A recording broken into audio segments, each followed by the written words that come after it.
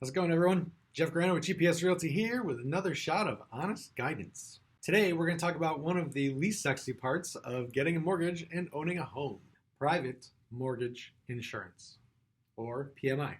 So let's say you bought a home and you only had to put down 3.5% or 5% or 10%, something like that. That means the lender is taking 90%, or in some cases up to 96.5% of the risk by issuing you the loan. So in order to make things a little less risky for them, they made PMI, which is basically an insurance policy in case you default on your loan. They made that a part of your monthly payment when you bought the house. Remember, there's 4 parts to your monthly payment: principal, interest, taxes, and insurance. PMI is extra and usually costs between $300 and $500 a month. PMI goes away when you reach an equity level of 20% of the value of the property. So basically, when you have 20% of the house paid off, which usually takes between 6 and 9 years on a standard conventional loan, that $300 to $500 a month payment comes off your monthly payment. Not automatically, you still have to call them, but still, you can get rid of it. What you should know is that PMI is tied to one thing: the ratio of how much you owe on the house to how much it would be worth if you were to list it for sale right now.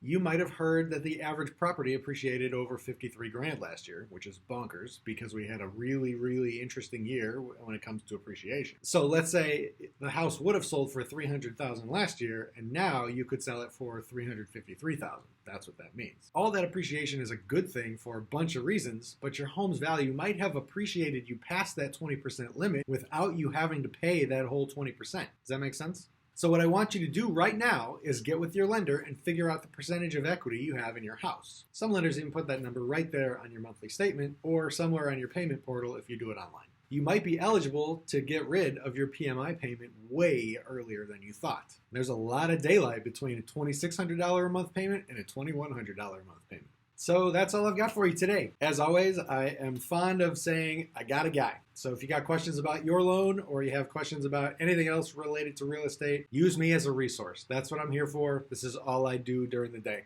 I'm here to make sure that you have all the information you need to make the best decision for you. Please feel free to like and subscribe, and as always, thank you for watching.